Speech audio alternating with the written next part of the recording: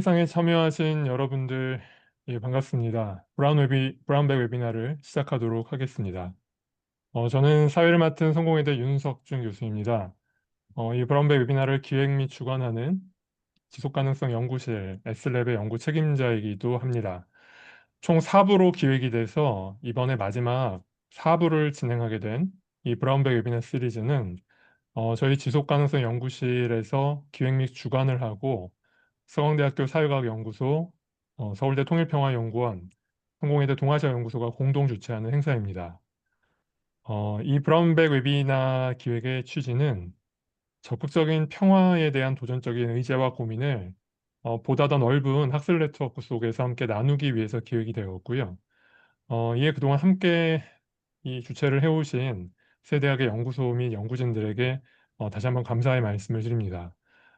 그리고 점심시간 때임에도 불구하고 늘 관심을 보여주시고 이렇게 참여해주신 청중분들께도 감사의 인사를 드립니다. 이 제 4부의 주제는 여성과 평화입니다. 국내 정치보다는 이 국제정치 혹은 대외정책 차원에서 여성주의적 혹은 성평등의 논의와 실천을 중심으로 그 논의를 기획을 했고요. 그래서 제1강에서는 페미니스트 대북정책, 제2강에서는 페미니스트 외교정책, 그리고 오늘 제3강에서 페미니스트 기후정책에 대한 논의를 하게 됩니다. 오늘 발표자와 토론자 선생님들을 소개해 드리겠습니다. 오늘 페미니스트 기후정책이라는 제목으로 발표를 해주실 분은 명지대학교 박목기초교육대학의 김효정 교수님이십니다. 김효정 교수님은 에코페미니즘과 교차성의 관점을 바탕으로 인종, 계급, 연령, 나아가 비인간 존재까지 포괄하는 보다 포괄적인 성평등 제도화 그리고 그 실천 전략을 연구해 오신 여성학 연구자이십니다. 특히 이번 발표에서는 이런 문제의식을 바탕으로 전지구적 기후위기 시대에 페미니스트 기후정책의 한 사례로 유엔 기후변화 협약의 젠더 액션 플랜에 대해서 심도 있게 분석을 해주실 예정입니다. 그리고 토론을 해주실 선생님은 서울대 통일평화연구원의 이유철 선임연구원님이십니다. 국제정치 이론, 국제규범 및 윤리를 주로 연구하고 계시고요. 국제정치 이론에서는 영국 학파의 논의를 소중심성을 넘어서는 그러한 이론적 시도를 해오셨습니다. 넓은 의미에서 비판적 국제정치 이론을 다루시는 학자로서 어제 그 토론을 하신 최소영 선생님과 함께 이 비판적 국제정치 이론을 다루는 학자의 시각에서 이 페미니즘과 국제정치의 연결 지점에서 여성학 연구자와는 또 다른 상호보완적인 해안을 나눠주시리라 기대를 하고 있습니다. 발표는 40분 정도로 부탁을 드리고요. 토론은 10분 정도, 그리고 발표자분의 답변은 5분 정도로 부탁을 드리겠습니다. 청중으로 참여하신 분들에게도 질문의 기회가 열려 있습니다. 시간이 한정된 관계로 발표와 토론 도중에 이 웨비나 질문창에 질문을 올려주시면 시간이 허락하는 선에서 제가 몇 분의 질문을 소개해드리고 발표 답변을 듣도록 하겠습니다. 질문 시 대화명은 성함과 소속으로 변경해 주시면 감사하겠습니다. 자, 그러면 발표자분께 마이크를 넘기도록 하겠습니다. 네, 감사합니다. 네, 안녕하세요. 소개받은 김효정입니다. 네, 먼저 이런 귀한 자리에 초대해 주셔서 정말 감사드리고요. 제가 발표 자료 먼저 공유 드리고, 네, 바로 발표 시작하도록 하겠습니다.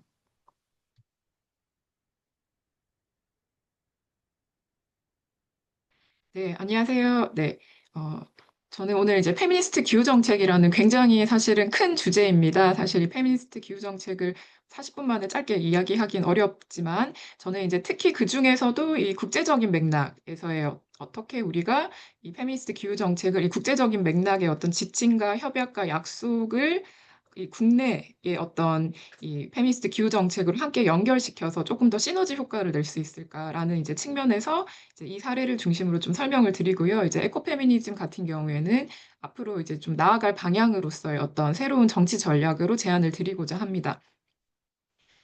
먼저 이제 제 강의를 시작하기 전에 이제 질문을 하나 좀 던지고 싶은데요. 이 기후위기 시대에 굉장히 많은 이제 논문과 뭐 이론과 논의들이 이제 이렇게 쏟아지고 있는데 저는 이제 두 페미니스트 학자의 어떤 이제 책에서의 어떤 질문들을 하나 좀 이제 인용을 해왔습니다.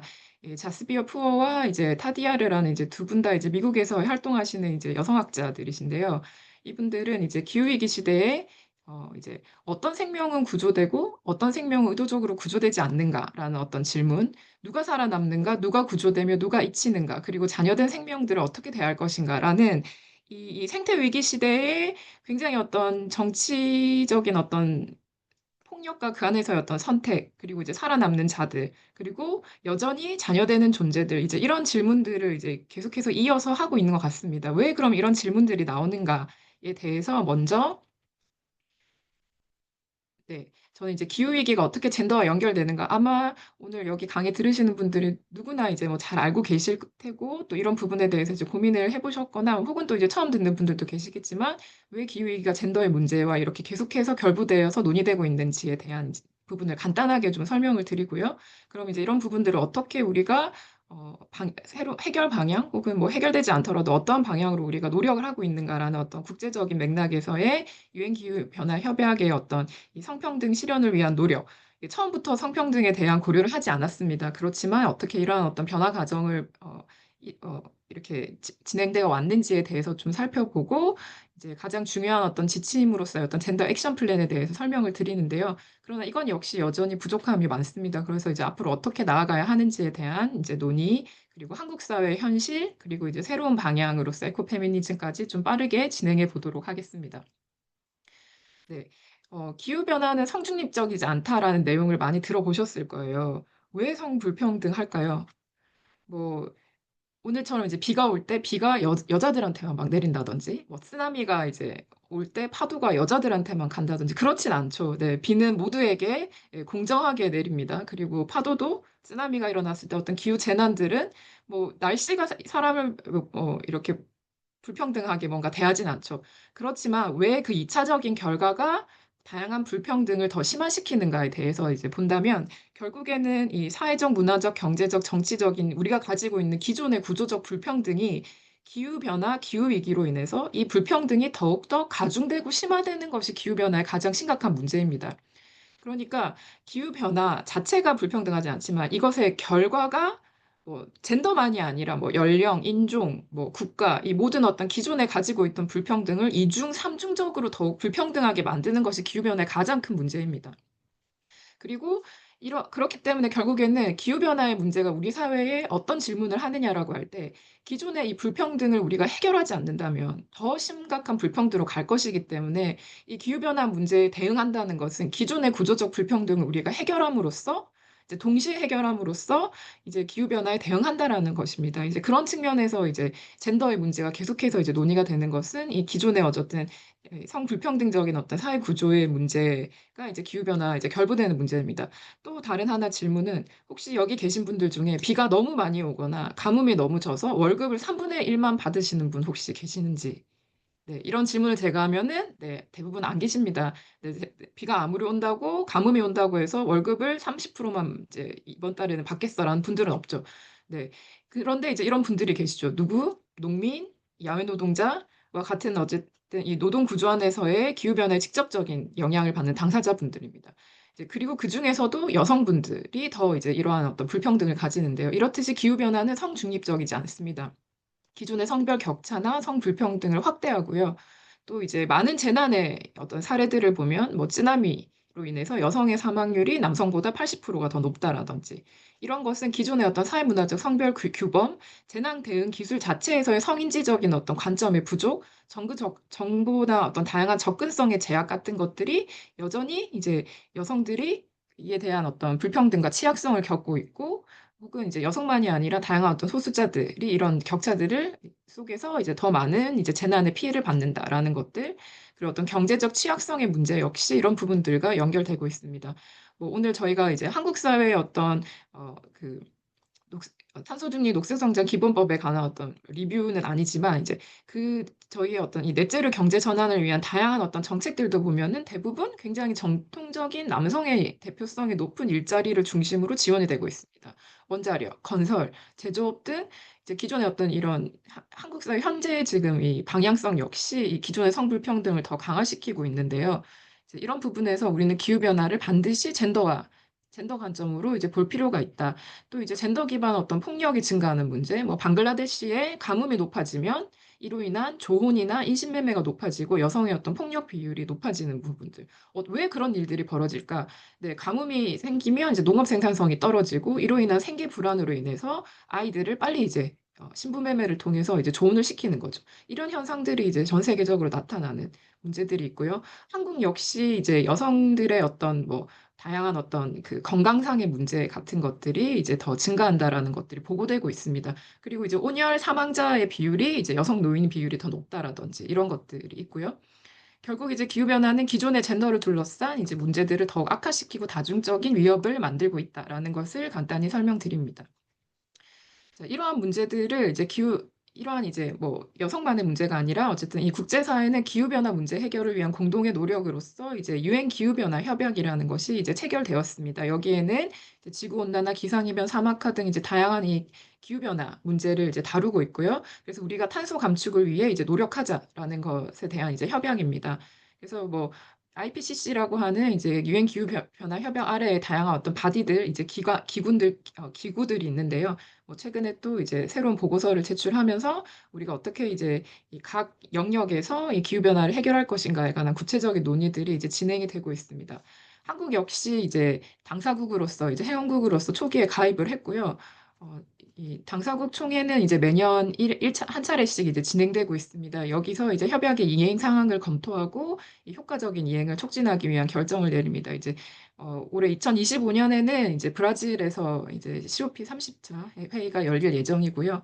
여기에는 이제 뭐 중앙정부, 지방정부뿐만 아니라 다양한 기업과 시민사회가 이 컨스티튜언시라고 하는 어떤 이 다양한 이 목소리를 내는 이 기관들, 이 이해관계자들이 함께 이제 모여서 이 어떻게 우리 전 세계의 어떤 전지구적 기후 변화를 해결할 것인가에 대한 다양한 논의들을 전개하고 있습니다.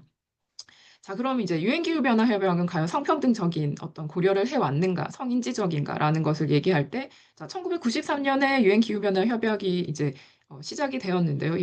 그러나 여성에 대한 고려는 2001년에 처음 등장했습니다. 그러니까 그 전까지는 이 성평등이나 여성에 대한 고려가 전혀 없었다고 보시면 됩니다. 그런데 이제 2001년에 처음으로 이제 당사국 총회 어떤 협약문과 선언문에 여성의 파티시페이션, 참여를 강화하고 대표성을 강화해야 한다라는 이제 논의가 처음 이제 등장을 합니다. 이것이 가능했던 이유는 이제 다양한 시민사회, 전 세계 어떤 이 시민사회의 여성 젠더와 관련해 활동하는 시민사회 목소리가 컸고요. 이제 이러한 내용들을 바탕으로 이제 지침들이 만들어지기 시작합니다.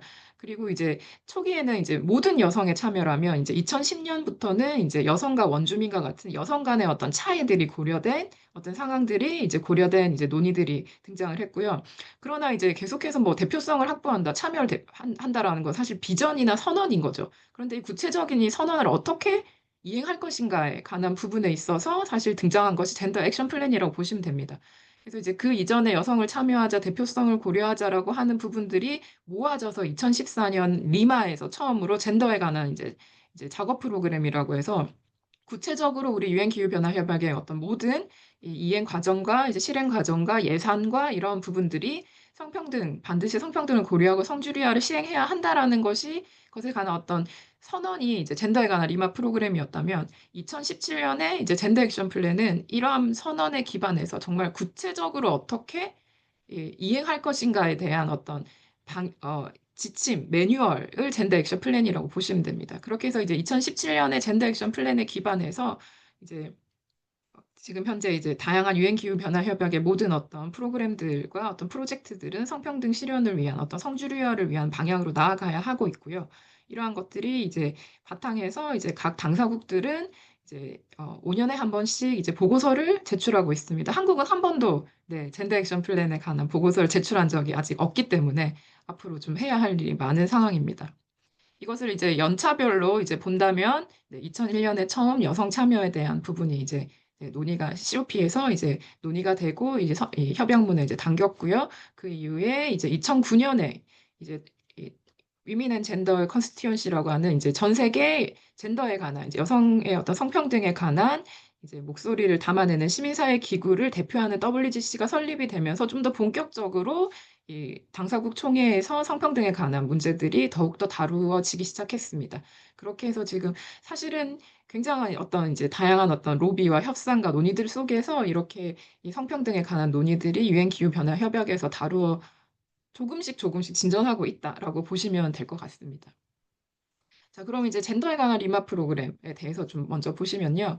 이 모든 절차의 성주류화를 이제 해야 한다라는 이제 최초의 선언이라고 보시면 됩니다. 그래서 하나의 프레임워크라고 보시면 돼요. 그래서 이것에 관한 구체적인 어떤 지침까지 만들어지지 못했습니다. 그럼에도 불구하고 이제 이 성별에 관련한 어떤 의무를 이행하고 대표단에 이제 젠더 인식을 제고함으로써 여성의 대표성을 좀 확장하겠다. 그리고 이때 처음으로 이제 이 UNFCC 사무국의 젠더 포컬 포인트라는 이제 젠더 성평등에 관한 이제 이 역할을 담당하는 이제 담당자들이 이제 지정이 되었고요. 이제 기후변화 정책 수립을 위한 행동 지침 결정 이행에 있어서 성평등을 반드시 이제 고려해야 한다라는 논의가 이제 이 프로그램에 의해서 이제 시행이 되고 있고 이제 그런데 이제 말씀드린 대로 이것에 이제 구체적인 지침이나 이런 부분들이 없다 보니 뭐 이 비전을 다양한 각자의 방식으로 이제 이행을 하거나 혹은 그냥 이것은 선언이고 어떤 방향성이고 목표이다 보니 이제 각자의 지표들이 다른 거죠. 그래서 이러한 부분들을 이제 해결하고자 이제 젠더 액션 플랜이 이제 등장했습니다. 그래서 이 LWPG의 어떤 강화된 형태로서 2019년에 이제 채택이 되었고요. 여기에는 구체적인 방법론이 들어가 있습니다. 그래서 결국에는 기후변화 대응에 있어서 성평등을 어떻게 증진하고 여성의 참여와 리더십을 어떻게 강화할 것인가에 관한 부분들이 담겨 있고요. 이제 성주류화 실현을 위한 구체적인 이제 세부 지침이 담겨 있습니다. 이제 그 구체적인 내용들을 간단히 좀 살펴보려고 합니다. 그래서 이제 5대 우선순위 분야가 있는데요. 이제 첫 번째, 이제 역량 강화 지식 공유 커뮤니케이션이 있습니다. 이것은 이제 성별 고려 사항의 통합에 대한 이제 이해 및 전문성을 고려하는 것이고요. 이 국가의 어떤 기후 변화 정책 계획, 전략, 행동 수립, 모니터링, 이행 검토에서 반드시 젠더를 고려해야 한다라는 것들을 지침안에서 만들고 있습니다. 네, 그런데 한국 정부는 네, 잘 안 되고 있습니다. NDC나 NAP, 뭐 국가 적응 계획, 국가 보고서 이런 부분에서 이제 여성이라는 단어조차 사실은 등장하지 않고 있기 때문에 이제 전혀 이제 이런 젠더 액션 플랜과 이제 연결이 되지 않는다라고 보시면 되고요. 이 국가 젠더 및 기후변화 포컬 포인트의 역할을 명확하고 있습니다. 한국도 외교부에 젠더 및 기후변화 포컬 포인트가 지정되어 있습니다. 근데 이제 이게 이제 당연직이기 때문에 어, 사실 어떤 이제 젠더와 기후변화에 관한 어떤 적극적인 관점을 가지고 활동을 하고 있는가에 대해서는 좀 의문이 있고요. 그리고 이제 이런 것들을 바탕으로 커뮤니케이션, 이 당연히 대중 커뮤니케이션을 통해서 이 어떻게 우리 국가가 이 다양한 성평등, 기후변화 성평등에 관한 것을 이제 실행할 것인가에 대해서 이제 안내하고 소개하고 적극적으로 홍보해야 하는데 이제 이런 부분들이 네, 한국에선 잘 안 되고 있다라는 것들을 좀 말씀드리고요. 두 번째 지표는 젠더 균형, 참여 여성 리더십입니다. 그래서 결국에는 여성, UNFCC, 기후변화에 관련한 모든 어떤 프로세스에 여성의 완전한 의미 있는 참여, 그러니까 대표성뿐만 아니라 각 어떤 단위별에서의 어떤 대표단뿐만 아니라 이제 여러 어떤 지역사회, 지방자치 수준에서도 이 여성들의 어떤 이 참여가 확대되어야 하고 그리고 이제 여성들 간의 어떤 차이를 고려한 효과적인 참여들을 고려해야 하는데 이런 부분들에 대한 예, 지표가 있지만 네, 이 부분 또 잘 안 되고 있다는 부분 뒤에서 또 설명을 드리겠습니다. 또 이제 세 번째 이제 우선순위는 일관성입니다. 그러니까 유엔 기후변화 협약의 전 어떤 이 업무와 어떤 이행, 실행, 평가, 모니터링 모든 과정에서 반드시 이제 이 성주류화가 이루어져야 한다라는 것인데요. 네. 다음으로는 이제 성인지적 이행과 이행 수단 역시 이제 이 네 번째 우선순위로서 예산이라든지 어떤 기후 기술의 어떤 이전이라든지 이 기후변화 안에 유엔 기후변화 협약 안에서 굉장히 다양한 어떤 이 프로젝트와 어떤 지침과 이제 논의들이 이제 이행되고 있는데요. 여기에서 반드시 성인지적인 어떤 고려를 통해서 이제 이행을 해야 하는 것이고, 이 모든 어떤 국가기후 정책 계획 전략 행동에 이제 통합 정보를 공유하고, 이를 위한 이제 과학적인 기반의 데이터들을 이제 생산하고 활용하고 반드시 이제 제공해야 한다라는 부분들이 있습니다. 이제 예산의 측면에서도 그렇고요. 그래서 구체적인 제가 굉장히 짧게 이제 간단하게 해서 굉장히 서로 이제 좀 겹치는 부분이 있다고도 볼 수 있겠지만 결국에는 이 5대 우선순위 분야 및 분야별 활동은 결국 이제 어떻게 이 유엔 기후변화 협약 안에서의 어떤 성주류화를 이루기 위한 각각의 영역들을 고려할 것인가에 관한 부분들이라고 보시면 됩니다. 그래서 이제 모니터링 및 보고 역시 이제 이것은 이제 말 그대로 정책이기 때문에 정책을 어떻게 이행하고 실행하고 평가해서 완료할 것인가에 대한 이 전 부분에 있어서의 이제 성주류화에 관한 부분들을 이제 제공하고 있습니다. 특히 모니터링 및 보고에 있어서는 말씀드린 대로 이 젠더 액션 플랜을 어떻게 이행하고 우리가 앞으로 어떻게 새롭게 개선할 것인가에 관한 보고서를 이제 국가마다 이제 제출하고 있는데, 네, 한국 정부는 아직도 이제 한 번도 제출하지 않았다라는 점들을 좀 말씀드리고 싶습니다.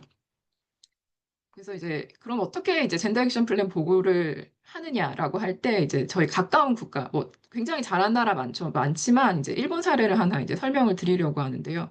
일본 같은 경우에 이제 2022년에 젠더 액션 플랜 보고를 한 바 있습니다. 여기 내용을 보면은 이제 뭐 NDC 이제 국가 이 어떻게 이제 탄소 감축을 이제 할 것인가라는 이 계획에 있어서 성주량 관점에 관한 목표를 이제 이렇게 제시하고 있고요. 특히 이제 성인지적 기후변화 관련해서 어떻게 국가별 결정 기여금에 있어서 이 젠더 부분의 어떤 포션을 만들 것인가라는 부분 역시 작성을 하고 있습니다.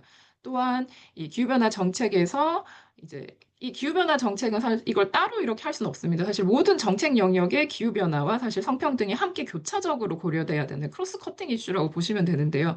이런 부분에 바탕에서 일본 같은 경우에는 제5차 남녀평등 기본 계획 안에도 이제 기후변화를 어떻게 연결시킬 것인가에 대한 사례를 설명하고 있습니다. 또한 어떤 공적 개발 원조에 있어서도 젠더와 개발에 관한 이제 주제 지침 같은 것들 운영하는데요. 사실 이제 일본 역시 잘한다고 보긴 어렵습니다. 사실 이제 굉장히 어떤 부분적인 어떤 이 기후변화와 젠더에 관한 어떤 부분들을 소개하고 있기 때문에 굉장히 어떤 일관성을 가지고 있다라고 보기는 어렵지만, 그럼에도 불구하고 앞으로 이제 계속해서 노력하겠다라는 어떤 이제 선언들을 이 GAP 보고서를 통해서 밝히고 있죠. 그렇지만 네, 말씀드린 대로 한국은 아직 이런 부분이 잘 되고 있지 않아서 저희가 정말 해야 할 일이 너무 많다라는 것이 이제 좀 설명을 드리고요. 이제 이렇게 보면 이제 유엔 기후변화 협약의 어떤 이런 우선순위나 성주류와 같은 것들이 굉장히 이제 성평등을 잘 고려하고 있고 뭔가 이제 이런 실현하는 데 있어서 굉장히 이제 효과적일 것이다라고 이제 생각할 수 있지만, 여전히 이제 유엔 기후변화 협약에서의 어떤 이 여성 참여 부분이 좀 많이 비판받는 부분들이 있습니다. 페미니스트들에게 어떻게 그런 비판을 받느냐라고 할 때, 이러한 어떤 유엔 기후변화의 젠더 액션 플랜에서 논의되고 있는 이런 부분들, 어떤 우선순위들, 이 지침들이라는 것이 사실은 어떤 구조적인 어떤 성차별 문제를 정말 변화시킬 수 있는가라는 것에서는 이제 비판을 받습니다. 자, UNFCCC의 어떤 의사 결정 과정과 조직 운영에 있어서 계속 여성을 더 참여시키는 것, 여성의 역량을 강화하는 것, 이런 것들이 과연 성차별의 문제를 해결하기 위해서 이 권력 관계와 구조적인 성차별을 해결할 수 있는가라는 것에서 이제 많은 비판을 받고 있고, 따라서 그럼 어떻게 이 부분을 우리가 어, 해결할 수 있는가라고 할 때 이제 교차성에 관한 어떤 전략들이 제시되고 있습니다. 기후위기는 결국 이제 굉장한 어떤 교차성의 문제죠. 여성만을 다룬다고 이것이 해결될 수도 없고, 인종, 뭐 국가, 경제, 이게 다양한 어떤 부분들이 함께 교차되어서 불평등을 더 강화시키는 방식이기 때문에 기후위기의 어떤 이 교차성의 문제를 이제 성평등과 연결을 시키기 위해서는 이 젠더 교차성에 관한 부분이 고려될 필요가 있습니다.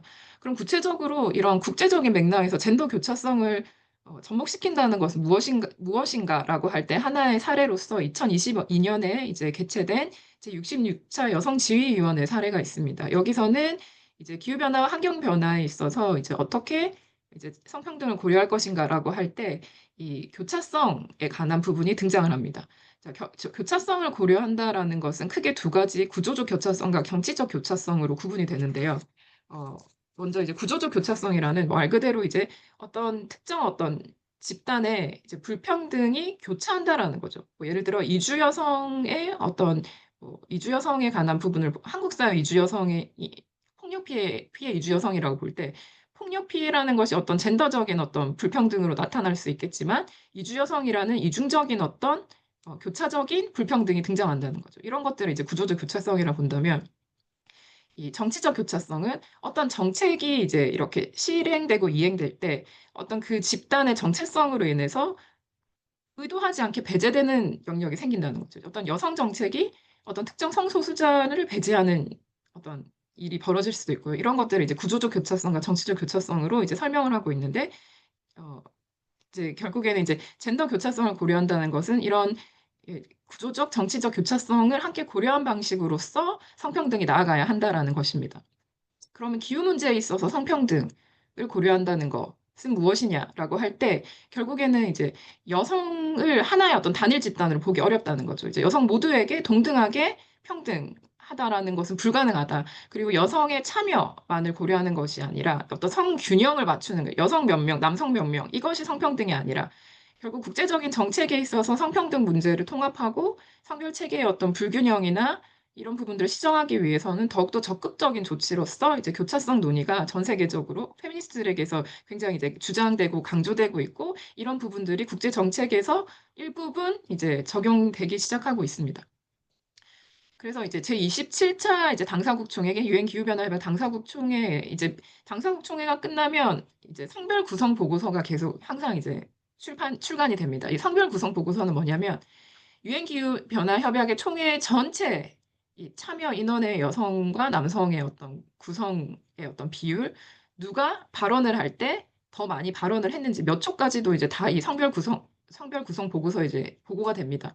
근데 여기서 항상 여성, 남성으로 구분이 되었다면 처음으로 젠더 다이버스 인디비주얼이라고 하는 젠더 다양성으로서의 어떤 여성 간의 차이, 젠더 간의 차이가 처음으로 이제 어, 이 보고서에 등장을 합니다. 그래서 이제 이 그러니까 여성을 하나의 어떤 단일 집단으로 보지 않겠다라는 것이죠. 그래서 이것이 좀 하나의 사례이지만 이 당사국 총회 안에서 이 젠더 다양성을 고려하는 이제 하나의 사례 역시 이 젠더 교차성을 하나의 어떤 사례라고 보시면 될 것 같습니다. 그리고 어떤 시도 여성차별 철폐조약에서도 이제 이 성적 지향과 성 정체성에 대한 어떤 논의들이 함께 어, 이제 이게 뭐 물론 이제 권리 이행에 관한 결정으로 이어지고 있지는 않지만 계속해서 이 기후 변화의 어떤 교차성으로 인해 가장 이제 누가 가장 취약한 것인가에 대한 어떤 부분에 있어서 어떻게 인종, 계급, 성차별의 이 교차성 속에서의 어떤 취약성을 고려할 것인가에 관한 부분들이 이제 계속해서 주장되고 이제 어떻게 이런 부분들을 국제적인 맥락에서 고려할 것인가에 대한 부분들이 다루어지고 있습니다. 그럼 이제 국가 사례로 그럼 어떻게 이런 부분들이 가능하냐라고 할 때 이제 캐나다 사례를 하나 설명드리고 싶은데요. 네, 캐나다에서는 이제 기후 정책에서 이제 다양성과 포용성을 국내외적으로 이제 목표로 이제 제정하고 있고요. 그리고 이제 기후 관련 국제 원조의 95% 이상을 이제 젠더 관점으로 반드시 다루겠다라고도 이제 이렇게 선언하고 이제 실행하고 있습니다. 이제 뭐 이런 것들이 사실 페미니스트 기후 정책의 하나의 사례로 볼 수 있는데요. 그러면 이제 캐나다는 어떻게 이 젠더 교차성을 이 기후 정책에 연결시켜서 하고 있느냐라고 할 때 GBA 플러스 원래 이제 캐나다는 이제 젠더 베이스드 어널리시스라고 하는 정책으로 굉장히 이제 많은 어떤 모범 사례로 다루어졌는데요. 여기에 이제 플러스까지라고 해서 이 기후 관련 정책에 있어서 다양한 여성들의 교차성 혹은 소수자의 교차성을 다룬다는 거죠. 이제 젠더 여성으로만 다루지 않고 여성의 어떤 연령 혹은 장애 혹은 인종 혹은 어떤 경제적인 어떤 계층 같은 것들을 함께 고려함으로써 성평등 정책을 실행하고 계획하고 평가하고 있습니다. 그래서 이제 GAP와 연결돼서는 어떻게 이제 이 기후 정책이 전개되고 있는지를 본다면 이 모든 어떤 기후 관련 적응, 경제 개발, 에너지 안보, 뭐 기후 스마트 농업, 식량 시스템 이 다양한 이 모든 기후 정책에 이 GBA 플러스를 적용시킴으로써 이제 굉장히 이제 성인지적인 그리고 이제 교차적인 어떤 성평등을 다룸으로써 이제 여기서 이제 성전환적이라는 접근이라고 이제 캐나다에서는 이제 설명하고 있습니다. 이를 통해서 젠더 액션 플랜을 설계하고 이행하고 검토하고 있다라고 이제 2024년 캐나다 이제 정부 젠더 액션 플랜 보고서에서는 이런 부분들을 이제 보고하고 있습니다. 자, 그럼 한국 같은 경우에는 왜 이런 부분들이 이제 불이행되고 있는가라고 이제 간단히 좀 살펴본다면 국가 온실가스 감축 목표인 NDC의 보고서를 저희가 살펴보면은 여기에 뭐 온실가스 배출량 40% 감축하고 이제 82개 과제와 279개 세부 과제를 이제 제시하고 있습니다. 이 보고서에서는. 자, 그런데 여성, 젠더, 성평등까지도 안 가고 양성평등에 관한 내용조차도 네, 이 보고서에선 부재하고 있고요. 물론 탄소중립 녹색성장 기본법과 기본계획에 있어서 의사결정 과정에 여성 참여 노동자를 참여해야 한다라고 명시는 하고 있지만 이에 관한 구체적인 어떤 성별 통계라든지 관련한 어떤 어떻게 여성 인력을 활용하고 증대하고 참여할 것인가, 여성 일자리나 노동시장을 어떻게 고려할 것인가, 이런 부분들이 전혀 고려가 되지 않고 네, 말씀드린 대로 그 단어조차 등장하지 않는 문제들. 그리고 이제 그렇다면 이제 한국 정부의 결국에는 이제 국내 정책이 이런 국제적인 유엔 기후변화 협약과 동떨어지지 않습니다. 저희가 NDC를 내는 이유도 유엔 기후변화 협약의 당사국으로서 전 세계와 어떤 약속 속에서 이 NDC를 파리 협약 이후에 저희가 계속해서 보고하고 있는 것이고요. 그렇다면 이 보고서에 우리는 젠더 액션 플랜을 어떻게 이행할 것인가에 있어서 적극적인, 특히 이번 정권에서 더욱더 적극적인 이제 고려와 함께 방향성을 좀 제시해야 할 필요가 있는 상황입니다. 그러면 이제 지역 수준에서는 어떻게 그러면 이게 가능할까라고 할 때 탄소중립 녹색성장 기본법 역시 유엔 기후 변화 협약의 당사국으로서 우리가 이런 이제 법안을 제정하고 제시하고 이 국제적인 어떤 이 맥락에 맞춰서 국내 정책이 이제 제정되고 실행되고 이행되고 있는데요. 이 탄소중립 어떤 녹색성장 기본법에 따라 또 17개 시도 단위에서는 탄소중립 녹색성장 기본 계획이 또 시행되고 있습니다. 이게 국제, 국내 뭐 어떤 지역 단위가 사실은 굉장히 유기적으로 이제 연결되면서 이 정책들이 시행되고 있는데요. 이 기본 계획에도 성평등 정책은 현재 부재합니다. 2024년 12월 당시 제가 이제 이 분석을 하였을 때 약 탄소중립 녹색성장에 관련한 기초단위 조례 244개가 시행되고 있는데 여기서 성별을 고려한다든지 성평등을 포함하는 내용이 없습니다. 그나마 25개, 한 10% 조금 넘는 수준에서 이 녹색성장위원회 구성에 있어서 여성, 청년, 노동자, 농민을 이제 참여시키자라는 적인 어떤 부분적 명시 외에는 내용이 전혀 없고요. 또 이제 각 지자체가 이 조례와 어쨌든 기본법에 따라서 탄소중립 지원센터 같은 것들을 이제 운영하고 있는데 이 안에서도 이제 성평등과 관련 어떤 활동을 하고 있는지에 대한 것들이 모니터링 되지 않고 있고 구체적 시행 지침이나 정책 제안도 없는 상황입니다. 자, 그렇다면 우리가 어떻게 그러면은 페미니스트 기후 정치로서의 어떤 새로운 기후 정치를 앞으로 이런 부분들이 이제 연계되어야 하느냐라고 할 때 저는 이제 에코페미니즘이 또 이제 굉장히 새로운 방향성을 제시한다라고 이제 좀 주장을 하고 싶은데요. 에코페미니즘이 뭐냐? 사실 이 부분만 하더라도 1시간 뭐 2시간 이상의 강의를 할 수 있지만 저희가 빠르게 지금 발표 7분 남았는데요. 이제 에코페미니즘의 어떤 방향성에 대해서 간단하게 좀 설명을 드린다면 결국 에코페미니즘은 이 좋은 삶이란 무엇인가라는 근본적인 질문을 한다라고 생각합니다. 지금의 어쨌든 기후위기, 생태위기 혹은 어떤 젠더 불평등 이라는 것은 결국 이 가부장적 발전과 성장 중심 패러다임 안에서 이런 것들이 계속 심화되고 있고 이런 것들을 전환하지 않는다면 이제 불가능하다라는 거죠. 굉장히 이제 고전적인 이 에코페미니즘 관련한 어떤 이 학자 중에 하나인 이네스트라 킹은 이게 1980, 90년대에 얘기된 거예요. 우리는 썩은 파이를 똑같이 분배하는 것은 관심이 없다라는 거죠. 계속해서 성장 발전주의로 키워낸 파이라는 것이 그것을 우리가 키워서 분배하자라고 할 때 그 파이는 이미 썩었는데 우리가 그것을 분배하는 게 무슨 의미냐라는 거죠. 그래서 이러한 이제 위기, 생태 위기와 어떤 다양한 위기들 속에서 우리는 어떻게 새로운 전환을 할 것인가라고 할 때 이제 에코페미니즘이 이 젠더와 환경에 관한 굉장히 통합적인 페미니즘 이론이고 이제 여성 환경 운동입니다. 이게 단순히 이론만이 아니라 운동과 이제 연결된 어떤 관점인데요. 기존의 어떤 서구 비서구, 중심 주변, 인간 자연, 인간 비인간, 남성 여성, 문명 자연이라는 어떤 이 서구 근대 철학의 이 문법들을 비판하면서 이제 이 에코페미니즘이 이제 등장을 합니다. 자연이라는 것이 통제하고 변형시켜야 하는 대상이 아니라 어떻게 이 기후변화에 대한 어떤 지배적 인식으로서의 자연을 탈정치하고 식민화했던 관점을 우리가 어떻게 전환할 것인가. 특히 이 기후정치의 인간종 중심주의 패러다임을 어떻게 우리가 전환할 것인가. 이 에코페미니즘 설명할 때 이 그림을 항상 말씀드리거든요. 이제 우리가 어떤 서구 남성, 백인 남성이 가장 어떤 우위에, 피라미드 우위에 있다면, 그리고 어떤 포유류, 그리고 맨 밑에 어떤 미생물들이 어떤 존재하는 어떤 위계적 어떤 인식론을 우리가 어떻게 어떤 이제 동등과 평등과 이런 관점으로 어떻게 전환할 것인가라는 것들이 기존의 페미니즘과 에코페미니즘의 차이라고 보시면 될 것 같습니다. 그렇다면 이제 에코페미니즘의 정치학, 특히 이제 이 기후위기에 대응하는 에코페미니즘 정치학은 어떻게 가능한가라고 할 때 어떤 비인간 타자의 고유성을 존중하는 동시에 이 새로운 공간을 만들어내는 어떤 급진 민주주의로 정의를 내립니다. 그리고 에코페미니즘은 이 인간과 생태라는 행위장 안의 어떤 새로운 공존관계를 이제 제시하고요. 그리고 이게 기후변화 생태적 위기 속에서 자원, 도구, 수단으로 다루어져 온 어떤 생태에 관한 어떤 새로운 인식 같은 것들을 계속해서 이제 설명해 오고 있습니다. 그래서 지금 이제 에코페미니즘 어떻게 그럼 기후 정치와 이제 연결될 수 있을까라고 할 때 에코페미니즘 가장 핵심적인 이제 키워드나 주제, 어떤 논의, 이론, 담론 중에 하나가 이제 돌봄입니다. 그래서 기후 재난에 대응하는 인간과 비인간의 돌봄 공공성을 어떻게 확대할 것인가. 그리고 아까 제가 이제 유엔 기후 변화 협약의 어떤 젠더 교차성으로 설명드린 이 기후 위기를 둘러싼 성별, 계급, 인간 혹은 종, 어떤 장애 지역 등이 교차적 불평등을 어떻게 전환할 것인가, 그리고 어떤 성장주의를 넘어서 어떻게 사회, 경제, 자연을 연결하는 대안적 발전으로서 탈성장을 이룰 것인가, 그리고 기후정의, 젠더정의 없이 기후정의가 없다라는 구호처럼 이 가부장제 자본주의 시스템의 사회 구조적 불평등을 넘어서 어떻게 정의로운 전환을 이룰 것인가 라는 이제 다양한 주제들이 에코페미니즘 안에서 이제 등장을 하고 있습니다.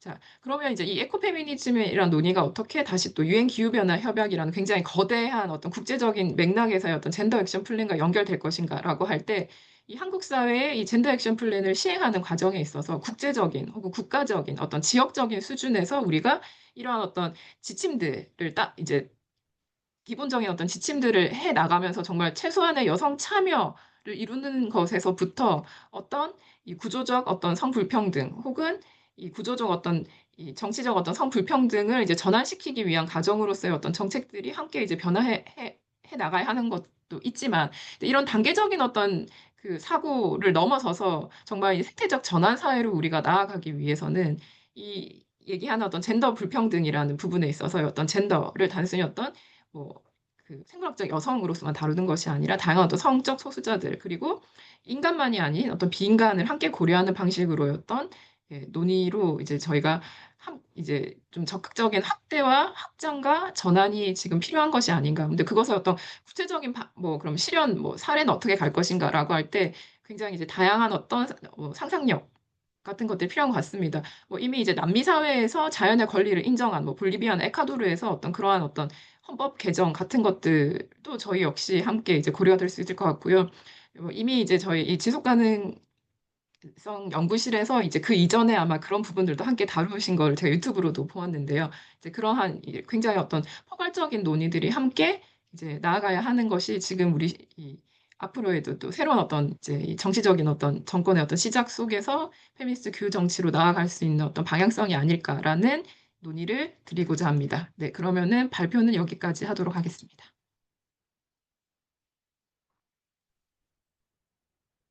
네, 발표 감사드립니다. 그, 사실 감사합니다. 말씀하신 것처럼 한 2시간 정도 시간이 되면은, 예, 충분히 많은 더, 이야기들 또 문제들을 이렇게 제기해 주실 수 있을 것 같은데요. 특히나 마지막 부분, 뭐 돌봄, 교차성, 탈성장, 이것만 가지고도 사실 저희가 예, 며칠을 이야기할 수도 있을 것 같습니다. 그러면은 저희가 이제 그 토론 선생님을 모시도록 하고요. 이게 우리 시작할 때 말씀드린 것처럼 여성학과 정치학 그리고 정책과 이론이 서로 이제 교차되는 예, 그러한 문제 지점들을 함께 좀 고민해 보자는 차원에서 기획이 된 거니까요.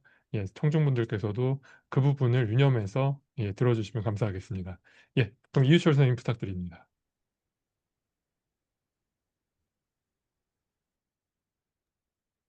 네, 네, 감사합니다. 잘 들리시죠? 네.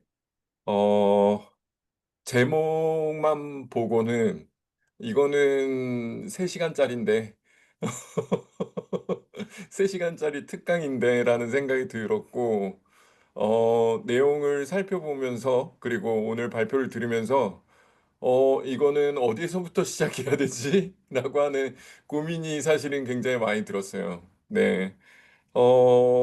이렇게 방대한, 그러니까 글로벌 거버넌스 차원에 있어서의 여성 문제, 그 다음에 기후 문제를 연결하고 거기에 이제 어떤 여성 중심의 존재론적인 어떤 관점을 다시 한번 되살리는 데까지 정말 촘촘하게 잘 설명해 주셨다라고 하는 점에서 굉장히 흥미로웠습니다. 그러니까 어떻게 보면 그 주변화된 여성을 중심으로 기후변화라고 하는 것을 다시 한번 살펴본다라고 하는 점에서 굉장히 흥미로웠습니다. 특히 남성 중심적 섹슈얼리티 영역으로 구축된 사회를 맥락화하고 이해함으로써 타자화된 나머지의 개념들을 부상시킨다라고 하는 점에서 사실 마지막에 피라미드와 원형의 어떤 있지 않습니까? 에고와 에코의 그림을 명확하게 좀 설명하지 않았나라는 생각을 또다시 하게 되었습니다. 간단하게 이야기하면 인간종 중심에서의 어떤 탈피, 그리고 거기에서 더해지는 페미니즘적인, 인식론을 이제 동시에 말씀해 주셨는데요. 사실 제 전공, 그러니까 제가 바라보는 사회와 그다음에 김효종 선생님께서 말씀하시는 그 사회가 크게 다르지는 않겠지만 약간 인식론적인 일종의 하나의 층위가 살짝 다르다라고 하는 걸 좀 느끼면서 한번 좀 살펴봤습니다.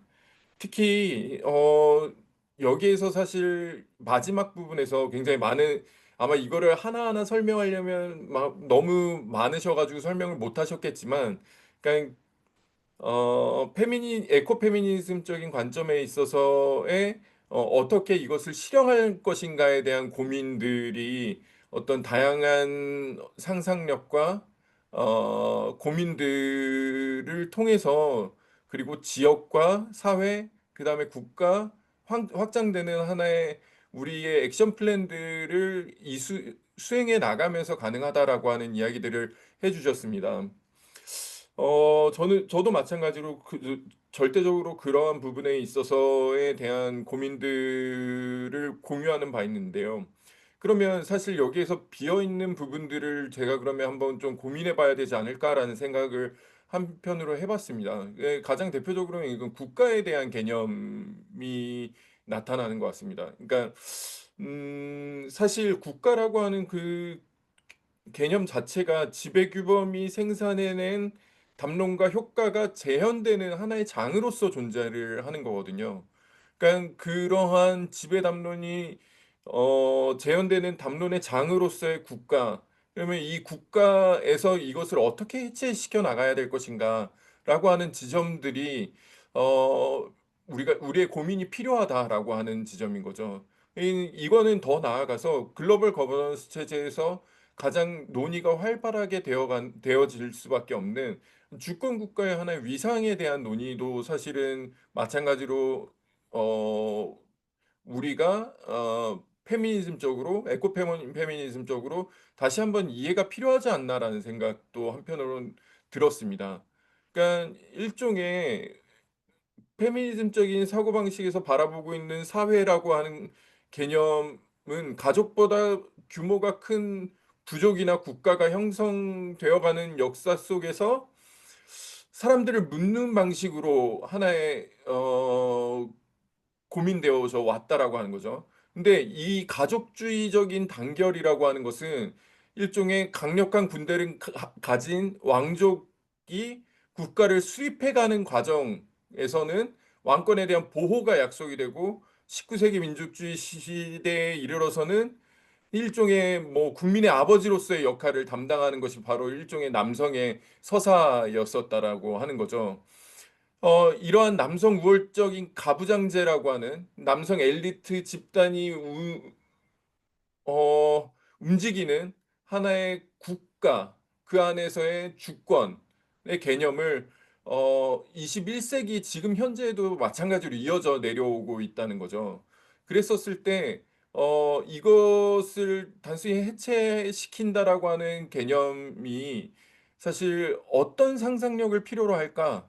어떤 행동 실천이 필요할까라는 생각을 좀 하게 되었습니다. 그러니까 쉽게 말씀드리면 어 김효정 선생님께서 말씀하신 그 글로벌 거버넌스에서 그러니까 새로운 존재론적인 관점에 있어서, 그 관점에서 시작돼서 글로벌 거버넌스까지 뛰어넘는 과정에서 약간의 빈 공간에 대한 어떤 설명이 좀 더 필요하지 않을까라는 생각을 좀 한번 해 봤고, 제가 생각했었을 때 그 사회의 형상이라고 하는 것은 이런 방식으로 지배 담론이 형성되어지고 섹슈얼리 아 남성 중심적인 어떤 일종의 가부장적인 국가 체제, 주권이라고 하는 형태의 설명으로서 그러한 것들이 만들어지는 그 과정, 그렇다라고 한다면 우리는 에코페미니즘 쪽으로 어떻게 바라봐야 될까라고 하는 고민이 드는 거죠. 그러니까 그런 맥락에서 어떻게 보면 선생님께서 말씀해 주신 일종의 페미니스트 기후 정책으로서의 에코페미니즘과, 또 한편으로는 존재론적 전환의 관점에 있어서 행성의 정치로서의 어떤 기후 위기에 대한 고민들이 어떻게 구분되는지, 그다음에 어떻게 조우하는지에 대한 설명 또한 어, 나오지 않을까. 그렇다면 지금 김효정 선생님의 발표가 더 팽창되고 확장될 수 있지 않을까라는 생각을 좀 한번 해봤습니다.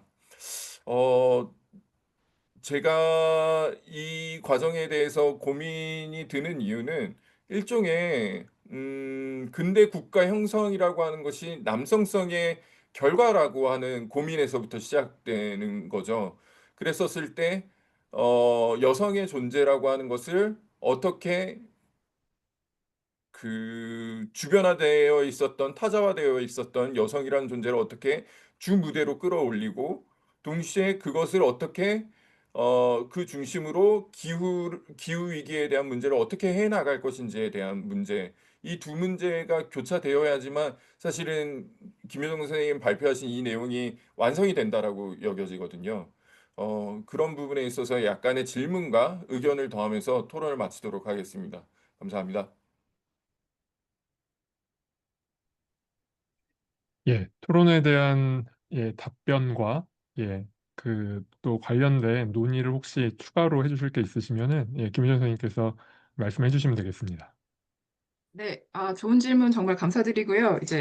어, 이제 선생님께서 해주셨던 어떻게 이 무대의 여성을 이끌고 뭐 어떤 주체가 될 수 있겠냐라고 하는 어떤 질문에 있어서 에코페미니즘은 무대를 해체하자는 것입니다. 네, 무대의 여성들도 함께 참여해서 여성들이 더 기존의 어떤 가부장적 어떤 이 국가 시스템에 더 많은 여성을 참여시키자라는 것이 아니라 이 시스템 자체를 전환하자라는 거죠.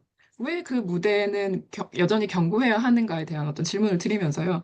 그러니까 에코페미니즘은 기존 어떤 발전주의, 식민주의, 가부장주의 자체를 해체하고 어떤 새로운 전환의 과정에서 이 인간의 어떤 그 중심주의를 넘어서는 방향으로 가자라는 것이고, 특히 이렇게 변화하지 않는다면 지금의 어떤 기후 위기 자체는 절대 우리는 이것에 관한 어떤 방향성을 찾지 못하는 것이죠. 그래서 사실 저의 박사 논문이 생태 심리성에 관한 부분인데요. 그럼 우리가 결국 국가를 구성하는 것은 뭐 다양한 어떤 가부장성 속에서 결국엔 어떤 시민들의 어떤 시민성이 어떻게 발현되는가, 이 가치와 규범, 권리와 행동 양식을 어떻게 구성시킬 것인가에 대한 결국 이러한 재현 방식도 굉장히 중요한데요. 이것에 대해서 페미니스트들이 굉장히 오랫동안 많은 논의를 해왔습니다. 이미 가부장제와 공사이분법으로 인한 이 남성 중심주의를 어떻게 전환할 것인가, 이 여성의 어떤 이 사적 이 영역의 어떤 권리로서 어떤 여성들을 배제하고 이 공적 영역이라고 다루어지지 않는 이 여성들의 어떤 시민권을 어떻게 공적 영역으로 확장할 것인가. 사실 돌봄에 관한 얘기가 끊임없이 나오는 것이 끊임없이 이 돌봄이라는 것을 계속 사적으로 가두어 둔 어떤 이런 부분들을 어떻게 우리가 사회화하고 공공화하고 이것이 우리 모두의 어떤 보편적인 권리인가라는 부분에서 사실 돌봄이 계속해서 논의가 되는 맥락이 있는 거죠.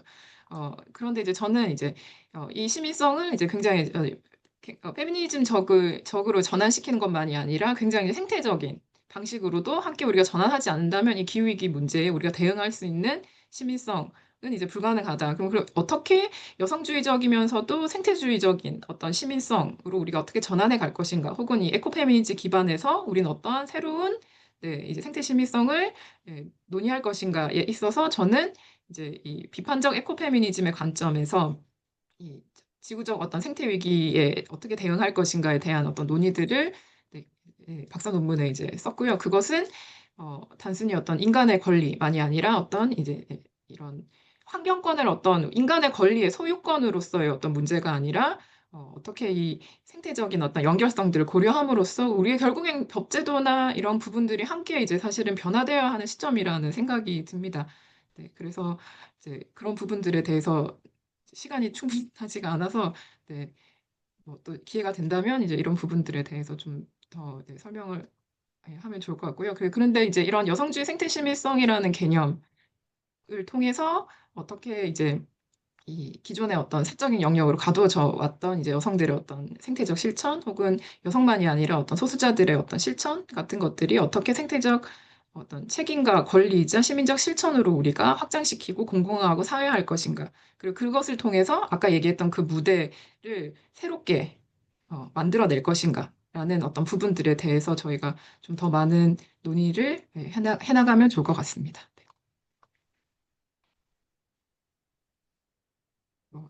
답이 네, 됐는지는 잘 감사드리고요. 모르겠지만. 혹시 저기 이유철 선생님 더 네. 말씀을 해주실 아, 부분이 있어요?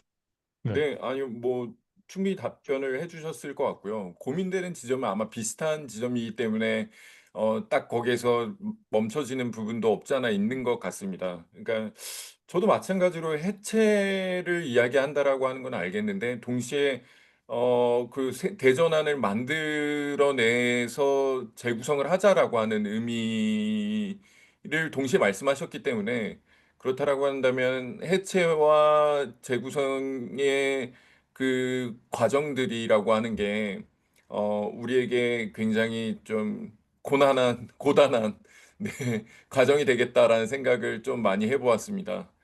발표 너무 잘 들었습니다. 예, 저 발표와 토론 두 분 감사드리고요. 지금 질문에 한 분이 지금 질문을 올려주셨는데요. 제가 대신 이 발표자 선생님께 읽어드리도록 하겠습니다. 어, 예, 카이스트 김 BJ님께서 올리셨고요. 글로벌 북과 남의 젠더 인식 차이가 젠더 액션 플랜에 큰 어려움으로 작용하지 않나요? 그렇다면 이 문제를 어떻게 해결할 수 있을까요? 라는 질문을 해주셨습니다. 글로벌 국가 간의 젠더 인식 차이라는 게 무엇인지 혹시 조금 더 설명을 들을 수 있을까요? 혹시 조금 더 설명을 올려줄 수 있을까요?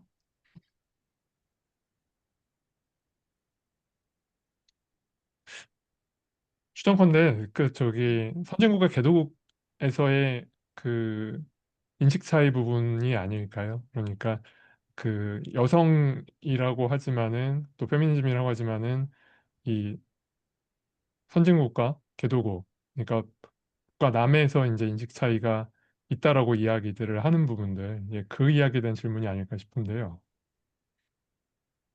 어, 네, 저는 글로벌 국가 간의 젠더 인식 차이에 대해서 좀 동의가 안 되는 부분이 있어가지고, 네, 이게 예, 이 젠더 인식 차이라는 게 이렇게 국가 간의 차이로 설명하기는 좀 어려울 것 같아서, 예, 그런 점에서 젠더 액션 플랜에 큰 어려움이 작용하는지는 잘 모르겠습니다. 이게 말씀드린 대로 이제 교차성이라는 것은 계속 이제 어, 이게 단순히 어떤 지역적으로 구분되는 게 아니라 어떤 계층이냐에서부터 시작해서 오히려 뭐 글로벌 남에서의 어떤 엘리트 여성이 갖는 젠더 인식과 뭐 글로벌 북 이제에서 갖는 어떤 젠더 인식 차이를 그냥 동일하게 동등하게 가져갈 수는 없어서 그런데 이제 젠더 액션 플랜에 있어서 국가 간의 어쨌든 차이에 대한 부분들은 저희가 충분히 좀 논의할 필요는 있는 것 같습니다. 그러니까 예를 들어서 기후변화 문제라는 것이 한국 사회가 갖는 기후변화 문제. 아까 제가 방글라데시에서 가뭄이 증가하면 이제 조온이 증가한다라는 사례를 제가 드렸는데 그게 유엔 위민의 통계에서 나오는 내용입니다. 최근에 이제 그렇다면은 근데 그게 한국 사회에서는 설명이 되지 않잖아요. 한국 사회에 예를 들어 농촌에 가뭄이 증가하면 조온이 증가 이건 불가능하잖아요. 그것에 여성 폭력이 증가한다 이걸 어떻게 볼 것이냐. 우리는 오히려 디지털 성폭력으로 성폭력이 증가한다라는 것인데 이제 이런 이제 국가 간의 어떤 그 사회 어떤 시스템의 차이 혹은 어떤 어, 얼마나 더 서구적인 발전을 이루었느냐의 차이 속에서 이 기후변화 문제와 이제 성평등을 어떻게 우리가 함께 연결시켜서 뭐 예를 들어 젠더 액션 플래닝이라는 어떤 정책으로 이제 풀어낼 것인가에 있어서는 굉장한 차이들이 존재는 한다고 생각합니다. 그래서 오히려 이제 한국처럼 이렇게 젠더 불평등이 정말 여성이라서 등장하는 부분들은 물론 여전히 존재하는 부분도 있지만 말씀드린 대로 굉장히 교차적으로 등장을 합니다.